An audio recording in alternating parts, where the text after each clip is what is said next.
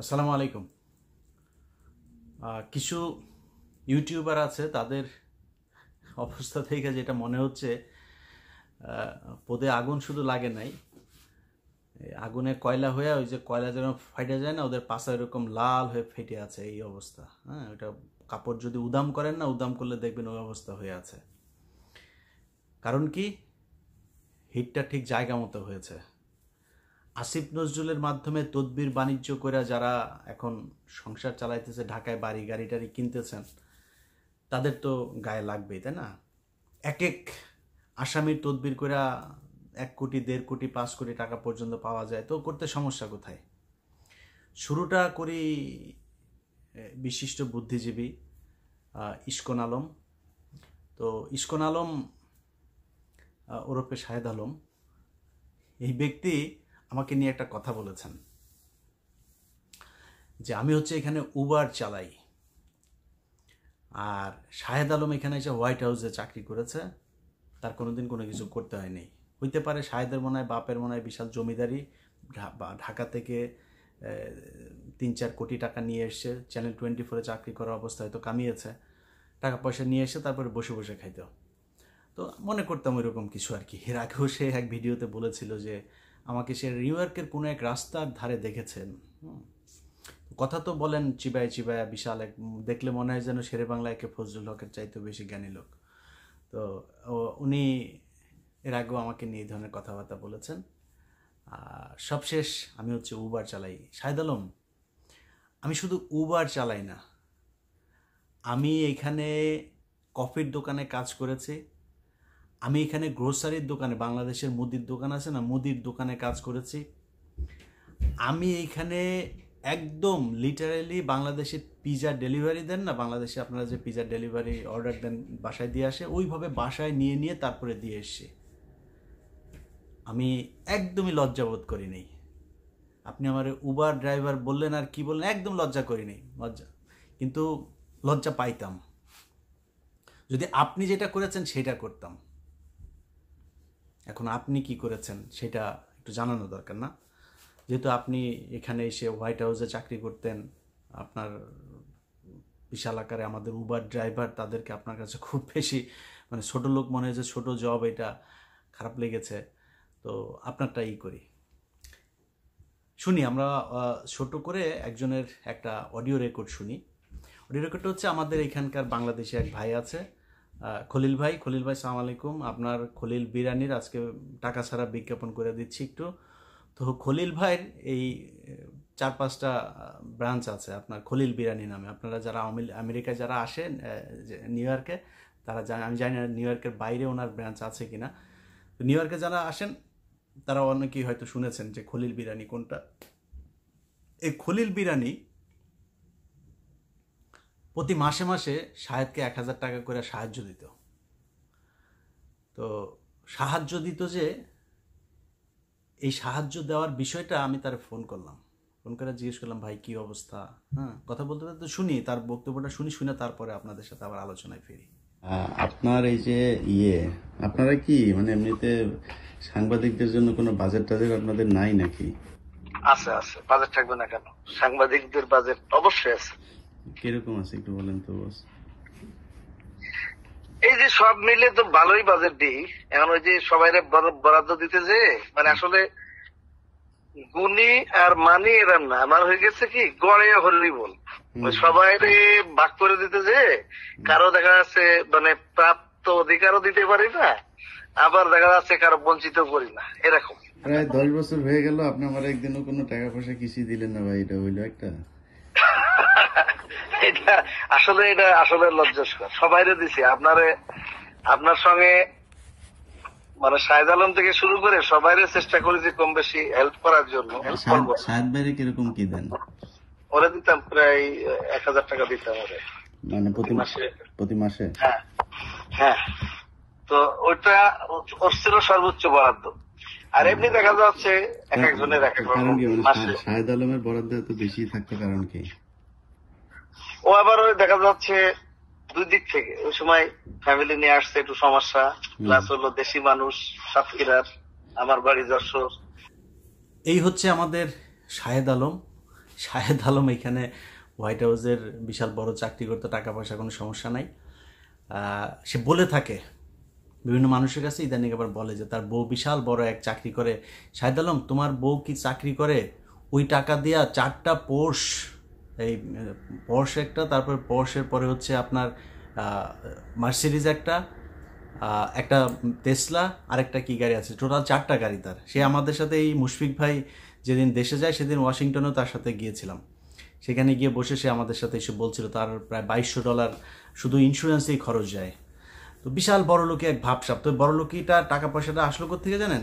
ISKCON নিয়ে আমি প্রথম পর্ব করলাম। সেই ইসকনের কাছ থেকে মাল খায়া তারপরে সে এখানে বাড়ি টাড়ি করে এখন কয় তার বউ। তোর বউয়ের কোথায় কোন ইনকাম? তোর বউয়ের ট্যাক্স ফাইল দেখাইতে বল। আমি আমার তোরে ট্যাক্স ফাইল দেখাবো, তুই ট্যাক্স ফাইল নিয়ে তুই বসতে চাস কোথায় বল? মনির হায়দার বাইরে বল যে তোরে নিয়ে বসতে চাই, তুই বসে আমার দেখাবি। দেখায় তারপর তুই ভিডিওতে বলবি হ্যাঁ ইলিয়াসে দেখাইছে আমার বউয়ের এত টাকা ইনকাম। ছোট লোকের বাচ্চা কোথাকার তুই। বেটা বিরিয়ানির দোকান থেকে 100 টাকা সাহায্য নিয়ে চলছিস তুই শাহেদ আলম। ভিক্ষা নেই নাই বেটা, কাজ করে খাই, সারা জীবন কাজ করে খাবো, কোনোদিন ভিক্ষা নিব না, কোনোদিন কোনো মানুষের 1 টাকা হক নষ্ট করব না। That's I am. অতএব মানুষের ব্যাপারে কথা বলতে গেলে না, নিজের নিচে ঠান্ডা করে তারপরে কথা বলবে। তুই আমার পরিবার নিয়ে কথা বলছিস। অনেক মানুষজন, আপনারা, এটা সুশীলদের বক্তব্য, আপনারা কিন্তু বলেন না যে ব্যক্তিগত জীবন টেনে এখানে কথা বলো। নো, যেই ব্যক্তির ব্যক্তিগত জীবন খারাপ সে কখনো এই সোশ্যাল মিডিয়া কিংবা রাজনৈতিক জীবনে সে কখনোই ভালো হইতে পারে না। ব্যক্তিগত জীবন ভালো হইতে হবে। ব্যক্তিগত জীবনে কেউ যদি খারাপ কিছু করে সেটা আলোচনায় আসা উচিত। তুই যে অভিযোগ করেছিস, এই অভিযোগ যার করা উচিত তারে করতে বলাইসা, তারপরে জবাব পাবি কি। সো তুই এখানে বলছিস যেসব কথাবার্তা, তোরা কিছু হইলেই এই তোদের মতো কিছু লোকজন নিজেদেরকে বিশাল আকারের মানে সুশীল দাবি করিস। কথাবার্তা বলার সময় জানোস না চ্যাটের বালো, নিজের মনে করো যে বিশাল বড় সুশীল। তো তুই সুশীল মনে কইরা তোরা বলিস যে ব্যক্তিগত আক্রমণ করা যাবে না।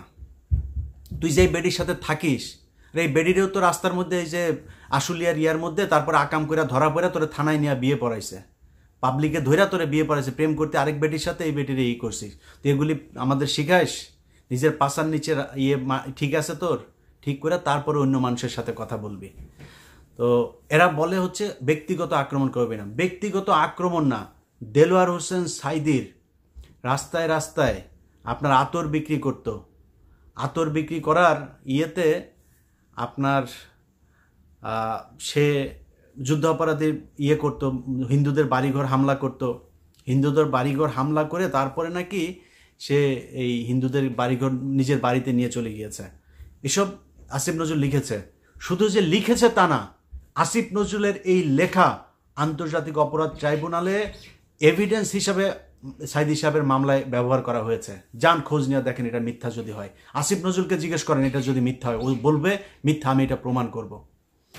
সো দেলোয়ার হোসেন সাইদির যেই হত্যাকাণ্ড, যে বিচার, এই বিচার যদি নাকি আবার পুনঃতদন্ত হয়, এই বিচারের যদি আবারও নতুন করে কোনো প্রক্রিয়া শুরু হয়, আসিফ নজরুল সেটার আসামি হবে। অতএব তারা ব্যক্তি আক্রমণ করতে গিয়ে মানুষ সুর দিয়ে নাকি দেলোয়ার হোসেন সাইদি আতর ব্যস্ত মনে করেন ব্যস্ত, এটা কি ব্যক্তি আক্রমণ না? নিজামি হরিণ নিয়ে এক মহিলাকে নিয়ে পাকিস্তানি ক্যাম্পে নিয়ে দিয়ে এসছে, এটা ব্যক্তি আক্রমণ না? তাও মিথ্যা কথা, আমরা তো মিথ্যা বলি নাই। এই যে আসিফ নজরুলের যে অডিও রেকর্ড চালানো হয়েছে, আসিফ নজরুলের এই অডিও রেকর্ড তার বিয়ে করার আগের, বহু আগের এই রেকর্ড, প্রায় 10 বছর আগের। সে তার বউয়ের সাথে, তখন তার বউ আরেকজনের ঘরের বউ, তার সাথে আপনার এই সংসার করছে। সেই অবস্থায় আসিফ নজরুল এখানে ঢুকে তারপরে তারে বুঝাচ্ছে, হ্যাঁ ওরা তো এখন তোমার সেবা যত্ন করে না, তোমার জ্বর হয়েছে, এখন আমি আসবো কি না, এসব নিয়ে কথাবার্তা বলে। সো আসিফ নজরুলদের ব্যক্তিগত জীবন এগুলো কেন আসে, এটা হচ্ছে প্রশ্ন। অনেকেই প্রশ্ন করতে পারেন যে আসিফ নজরুলের বিরুদ্ধে কেন করলাম, এগুলো জানা দরকার। দেখেন 5 তারিখে যে ঘটনা, 5 তারিখে এই দেশটা স্বাধীন হয়েছিল কেন, এটা একটা বিশাল বড় প্রশ্ন। এই প্রশ্নের উত্তর দিতে হবে। কি কি কারণ ছিল? আওয়ামী লীগ, ইন্ডিয়া, এই যে সেনাবাহিনীর উপরে যা হয়েছে, আমরা এতদিন ধরে যা বলছি, যেই সব কথাগুলো নিয়ে সবচেয়ে বেশি আলোচনা, গুমের শিকার হয়েছিল, আলেমদেরকে যা করা হয়েছে, আন্তর্জাতিক বিশ্বের কাছে বাংলাদেশকে জঙ্গি রাষ্ট্র হিসাবে প্রতিষ্ঠিত করেছে কারা, এই জিনিসগুলো একদম মোটা দাগে এই কটা জিনিসের বিচার হইতে হবে। আপনারা মনে করেন না যে আমরা হুট করে মনে হয় উপদেষ্টা হইতে চাই বোধহয় এই জন্য আসিফ নজরুলের সাথে শুরু করে দিয়েছি।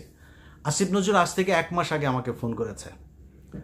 আমরা যখন মাহমুদুর রহমান ভাই দেশে গেল, দেশে যাওয়ার পরে আমরা মাহমুদুর রহমান ভাইকে যখন সে জেলে ঢুকাইলো আইন দেখায়া, তখন আমরা এটা নিয়ে ব্যাপক সমালোচনা করেছি এবং ওই দিন খুব কঠোর ভাষায় আসিফ নজরুলকে নিয়ে কিছু কথা বলেছিলাম এবং তারপরে হুমকি দিয়েছিলাম যে তার কিছু অডিও রেকর্ড, এই অডিও রেকর্ড কিন্তু আমার কাছে সবার আগে আসে, আমি ছাড়ি নাই এটা। তো সে এটা জানতে পেরেছে। কিভাবে জেনেছে? আমি এটা পাঠিয়েছিলাম আবার আরেকজনকে। তো পাঠানোর পরে সে আবার তাকে জানিয়েছে যে ভাই এই ব্যাপার, তাকে সাবধান করার জন্য যে আপনার বিরুদ্ধে কিন্তু এই চলছে, আপনি কিন্তু এটা করেন না, আপনি কিন্তু ভাই আমাদের করেন, সাবধানে চলেন, আপনার ট্যাপে ট্যাপে ফেলতে পারে, সো একটু সাবধানে চলাফেরা করেন। তারা সাবধান করে দিয়েছে। নাম বলে দেই, কনক সারোয়ার। আমি কনক ভাইকে পাঠাই, কনক ভাই ভাই দেখেন এই দেখেন তার ব্যাপারে কি সব অভিযোগ। তখন কনক ভাই আমাকে বলল যে দরকার নেই, এগুলি নিয়ে এখন নিজেদের ভেতরে এগুলি কি, যে অনেক আগে প্রেম করতো, পরকিয়া করতো, এগুলি এখন বলে লাভ কি। তো কনক ভাই তাকে সাবধান করে। দেখেন মানে আমি বিষয়গুলো বলছি কেন, বোঝানোর জন্য যে আমরা কতটা মানে প্রক্রিয়ার মধ্য দিয়ে যেতে চেয়েছিলাম। এরপরে সে ফোন করলো। ফোন করার পরে আমি বললাম, আমার বললো যে ইলিয়াস কি হয়েছে ভাই, আপনি আমার পিছনে কেন লাগলেন ইলিয়াস, এই সেই, হ্যাঁ সুন্দর করে কথাবার্তা বললো। তো আমি ফোন করেছে, যেহেতু ফোন আবার করেছে বলি, ধরেন মনির হায়দার ভাই তার বাসায় গিয়েছে, মনির হায়দার ভাইয়ের নাম্বার থেকে তারপরে তাকে ধরিয়ে দিয়েছে যে ইলিয়াস আসিফ ভাই কথা বলবে। তো আমি নিয়ে কথা বললাম। তখন আমারে জিজ্ঞেস করলো কি সমস্যা, কি ভাই বলেন, কি কি হয়েছে, কি লাগবে কি, আপনি তো এইভাবে আমাদের বিরুদ্ধে লাগলে এইভাবে মানুষের ভেতরে একটা যায়, চলেন মিলেমিশে কাজ করি, দেশে আসেন, কি সমস্যা, কালকে শুনলাম আপনার পাসপোর্ট নাকি অনেক দিন ধরে পড়ে আছে, আপনি লাইভে বলছেন এটা ঠিক করে দেই। তা আমি বললাম যে স্যার আমার পাসপোর্টটা আমার লাগবে না, আপনি যদি পারেন আপনার আমি পাসপোর্টের, সে আমার কাছে রিসিট চাচ্ছে। তা আমি বলছি স্যার আপনার যদি পাসপোর্টের রিসিট আমি দিয়ে দেই, আপনি যদি পারেন তাহলে পাসপোর্টটা আটকায় রাখেন, আমি এসবির কাছ থেকে পাসপোর্ট নিয়ে আসবো। তো এই হয়েছে তার সাথে আমার কথা। এখন এই কথার পরে তাকে সেদিন শেষ যেটা হয়েছে যে স্যার আপনাকে আমরা অনেক পছন্দ করি, অনেক ভালোবাসি, আপনি 5 তারিখের আগে আপনাকে যে হিসাবে জানতাম আপনার কাজগুলো যেন স্যার ওই রকমই হয়। এই হলো তার সাথে ওই দিন আমার ফোন আলাপের শেষ। তার 3 দিন পরে সে ফারুকীকে উপদেষ্টা বানিয়েছে। এবার বলেন তার সাথে মিলেমিশে কাজ করব কিভাবে? যেই হোক, আসিফ নজরুল তো বিশাল পাওয়ারফুল না, বলতে পারেন যে ডক্টর ইউনূসের প্যারালাল একটা মানে পাওয়ার সে এখন প্র্যাকটিস করছে। তো আসিফ নজরুলের মতো একটা লোক যদি আমাকে ফোন দেয়, আমার সাথে সে নিজের থেকে কথা বলতে চায়, আবার ওই দিন এটাও বলেছে, নাম্বার দিল আমাকে, নাম্বার দিয়ে বলল যে ইলিয়াস, নাম্বার অবশ্য তার আগেই দিয়েছে, মনির হায়দার ভাই আরও প্রায় 10 দিন আগে দিয়েছে, ওই রেকর্ড নিয়ে যখন কথাবার্তা হয়েছে তারপরে। আমি ফোন করি নাই তারে, সেই পরে এই মনির হায়দার ভাইকে দিয়ে ফোন করায়। তো মনির হায়দার ভাই চেয়েছে যে সম্পর্কটা ভালো হয়ে যাক।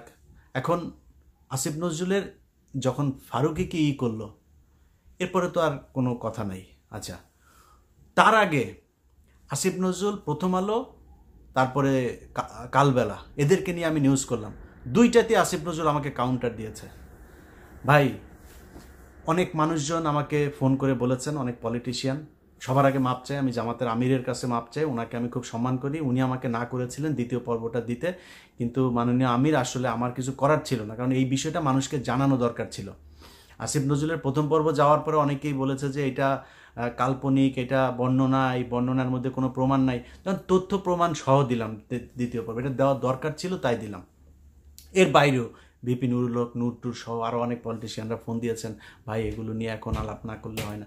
তো আমি তাদেরকে একই কথা বলেছি, আমি কিন্তু যা কথা বলছি আমি সোশ্যাল মিডিয়াতে আমার এই রেকর্ড থাকবে, সো আমি সব কথার জন্য দায়িত্ব নিয়ে বলছি। আমি সবাইকে একটা কথা বলেছি যে ভাই আমাকে কিন্তু মানে আপনি অন্য সবার মতো করে কথাবার্তা বলে আপনাদের সাথে গিয়ে কাজ করব ওইখানে করতে পারবেন না। আমার কয়েকটা পয়েন্ট আছে, ওই পয়েন্ট যতদিন না হবে, যদি তারেক রহমান গিয়েও যদি আমার এইটার বিরুদ্ধে করে, আমি তারেক রহমানের বিরুদ্ধে কথা বলবো। অতএব সেটা কি, সেটা হচ্ছে বিডিআরের জওয়ানদের সবাইকে ছাড়তে হবে। বিডিআর এটা নিয়ে হত্যাকাণ্ডের বিচার হইতে হবে।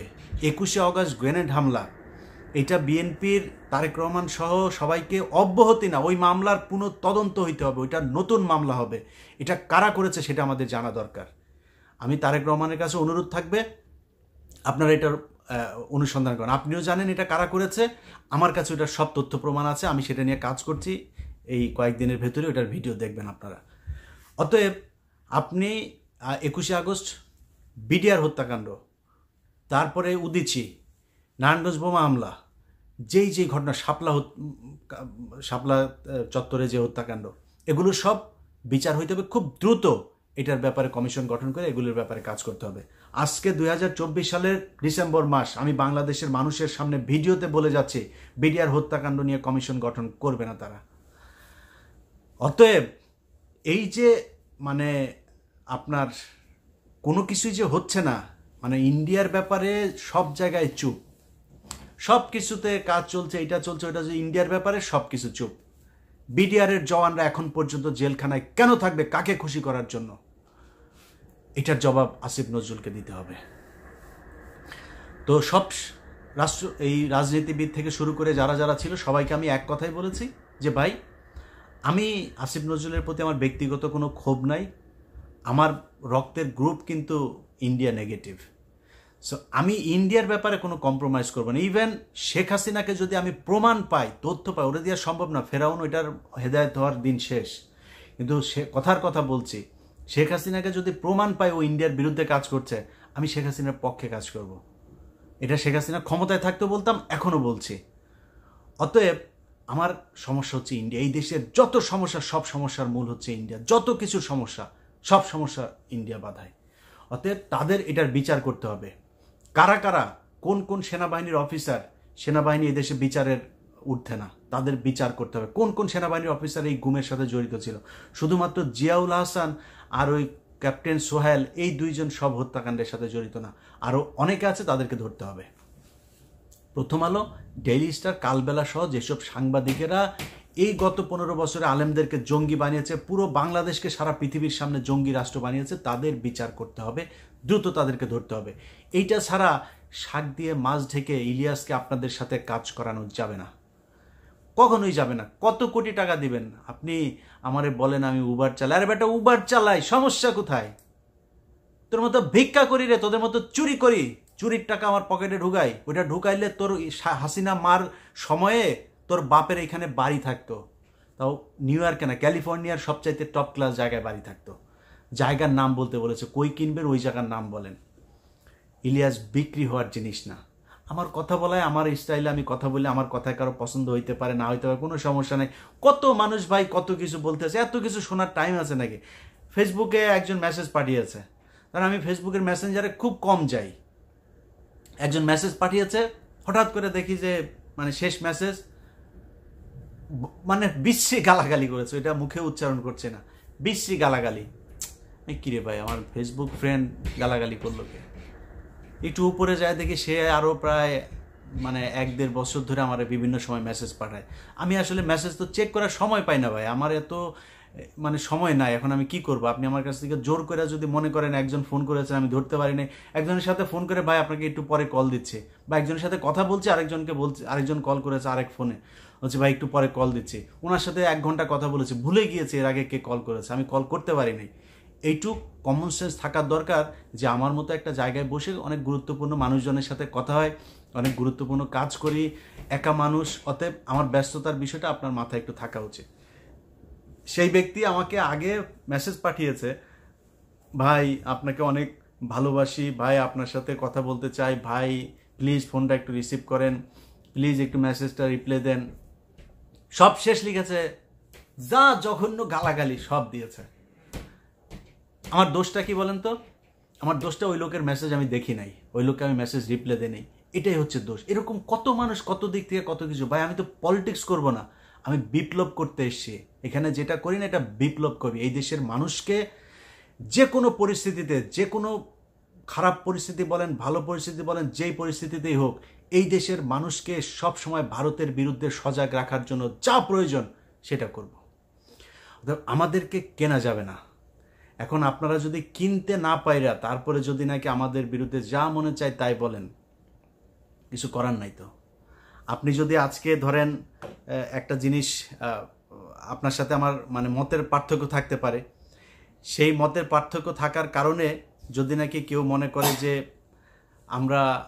আপনি আমার বিরুদ্ধে কথা বলবেন, আপনি আমাকে যা মনে চায় তাই করবেন, কিছু করার নাই তো। কিছু করার আছে? আপনি আমার বিরুদ্ধে 2টা ভিডিওতে কথা বললেন, ভাই আমার যদি কোনো কিছু খারাপ থাকে বলে দেন, সমস্যা নেই। কিন্তু একটা জায়গায় মাথায় রাখেন, আমাকে বিএনপির লোক বলে হইলো শিবিরের লোক, আর শিবিরের লোক বলে ও হইলো বিএনপির লোক। আমার আওয়ামী লীগ বলে না কিন্তু কেউ। আমার বলে আমি উবার চালাই, কিন্তু আমি অসৎ এটা কিন্তু বলে না। আমার অনেক অবৈধ টাকা আছে এটা কিন্তু বলে না। That's what I want. অতএব আপনি আমারে যদি মনে করেন আমারে খারাপভাবে উপস্থাপন করছেন, আপনি ইনডিরেক্টলি আমাকে উপকার করছেন। আপনার আছে না, 2 টাকায় বিক্রি হওয়া, তোর মাসে মাসে বিরিয়ানির থেকে ভাগ নেওয়া, শাহেদ তোর বাপ ইশরাককে যা জিজ্ঞেস কর, তোর ইশরাক বাপেকে যা জিজ্ঞেস কর, ভাই ইলিয়াসের কোভিডের পরপর আপনাকে করছিল, গেছিলেন, যা চেয়ারম্যান মহোদয় বলছিল যে ইলিয়াস বোধহয় সমস্যায় আছে, তো ওরে একটু দেখে টেকে আইসো।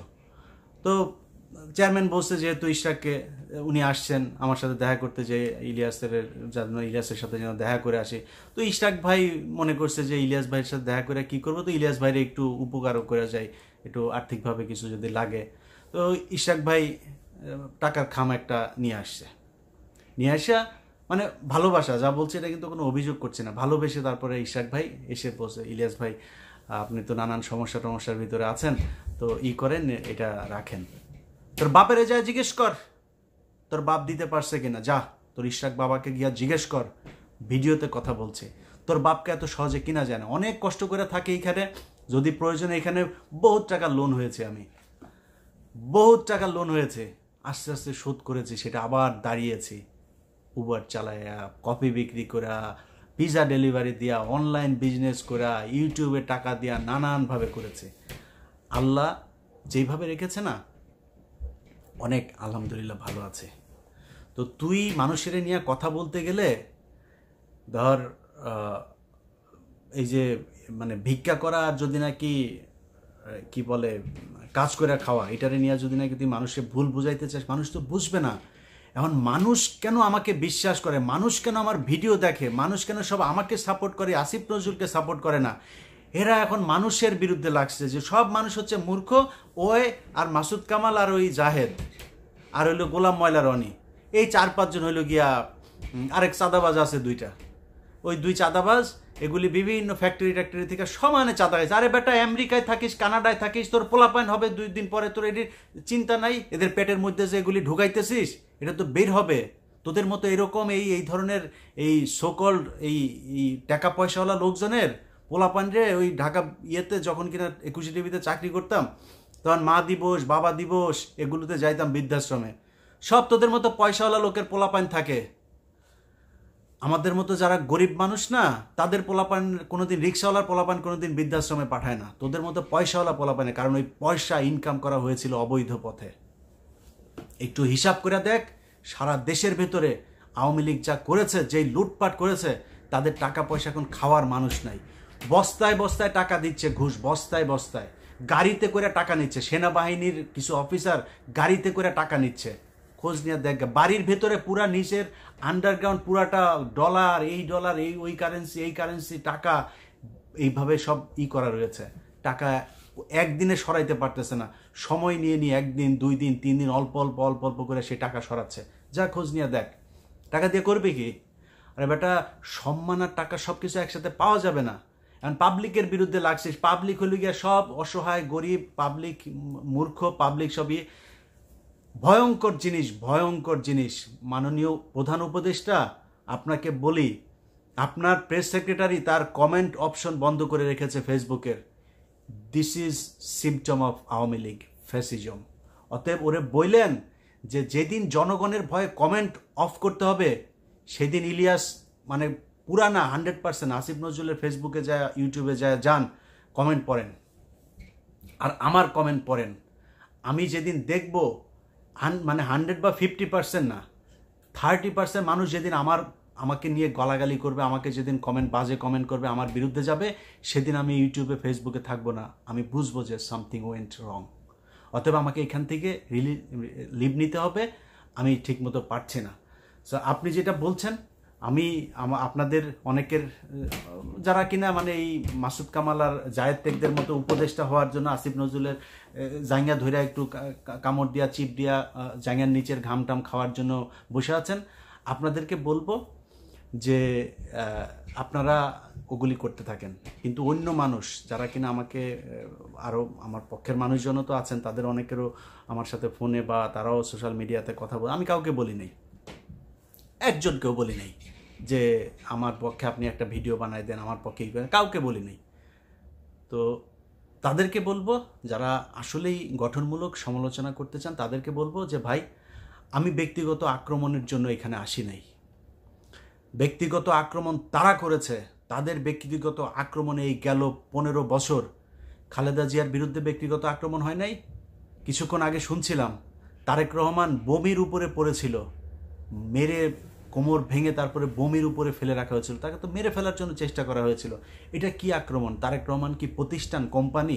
খালেদা জিয়া কোম্পানি যে ফ্যাক্টরি, তারা নিয়ে যা ইচ্ছা তাই বলা যাবে? কি বলে নাই সেটা বলেন। খালেদা জিয়ার চরিত্র থেকে শুরু করে অর্থনৈতিক 2 কোটি টাকার এতিমের টাকা আত্মসাৎ থেকে শুরু করে কি বলে নাই সব বলা হয়েছে।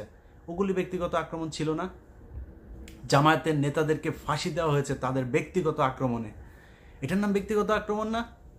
আমি মনে করি না, কোনোটাই ব্যক্তিগত আক্রমণ না। যারা ব্যক্তি এই পাবলিক ফাংশন করতে আসবে তাদের কোনো ব্যক্তি জীবন নাই, তাদের জীবন স্বচ্ছ থাকতে হবে, ট্রান্সপারেন্ট থাকতে হবে।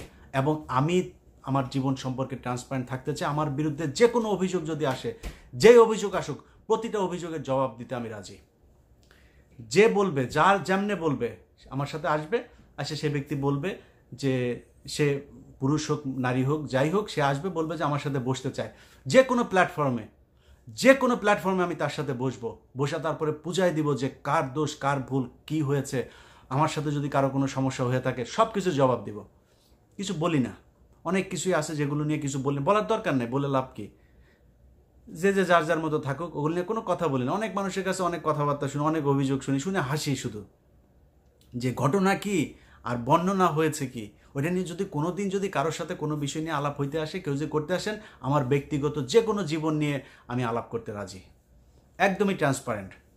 তো এটাই যেটা বললাম, যে আপনাদের সবার কাছে অনুরোধ থাকবে যে আমি মানুষের জন্য কাজ করি, এই দেশের জন্য কাজ করি। দেশের মানুষের বিরুদ্ধে যেদিন যাব, সেদিন আমি বুঝবো যে দেশের মানুষ আমার পক্ষে নাই। সো সেদিন থেকে আমাকে অন্য চিন্তা করতে হবে। যেদিন শুনবেন যে নিউ ইয়র্কে আমার বিশাল আকারে শাহেদ আলমের মতো 2-3টা বাড়ি, 4টা গাড়ি, তারপরে এইসব মানে লাক্সারিয়াস জীবন যাপন করতেছি, সেদিন মনে করবেন যে আমি গন, আমি আর ঠিক নাই, আমি ভুল পথে চলে গিয়েছি। অতএব ওই জায়গায় কোনো দিন যাবো না। আপনাদের কাছে অনুরোধ যে উপদেষ্টাদের সাথে যে কথাগুলো বলেছি, যে বিষয়গুলো নিয়ে আলাপ করেছি, এই বিষয়গুলো আসলে আমি নিজে থেকে করতে চাইনি, তারা বাধ্য করেছে। এবং বিএনপিকেও বলবো যে বিএনপির লোকজন যারা আছেন তারা হয়তো অনেকে মনে করছেন যে আসিফ নজরুলরা হচ্ছে গিয়ে আপনাদের পক্ষে কাজ করছে, একটা ভবিষ্যৎবাণী করে যাই সব শেষে। অপেক্ষা করেন, এপ্রিল মের দিকে আসিফ নজরুলদের বিরুদ্ধে বিএনপি এবং জামায়াতকে রাস্তায় নামতে হবে, এই ভবিষ্যৎবাণীটা করে গেলাম।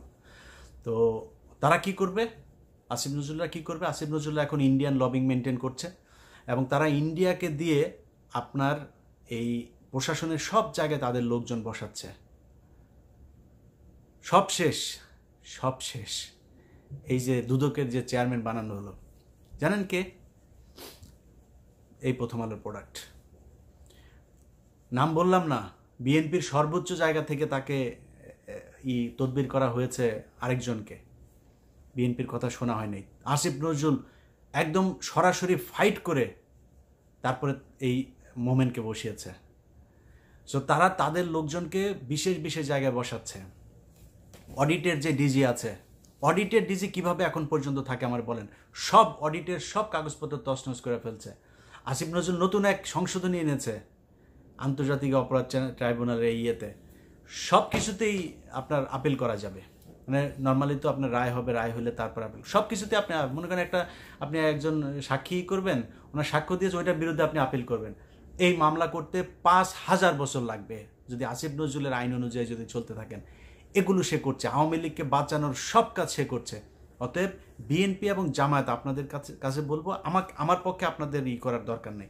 আমি দিন শেষে কে ওইটা আপনারা টের পেয়ে যাবেন। আল্লাহ যদি বাঁচায় রাখে আমার মৃত্যুর আগের দিন পর্যন্ত এটা টের পাবেন।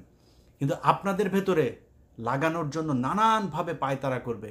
বিশেষ করে আমি মনে করি, একজনের কথা বলে রাখি, বিএনপির নামগুলো নাই বললাম, অনেকের নাম আপনারা জানেন।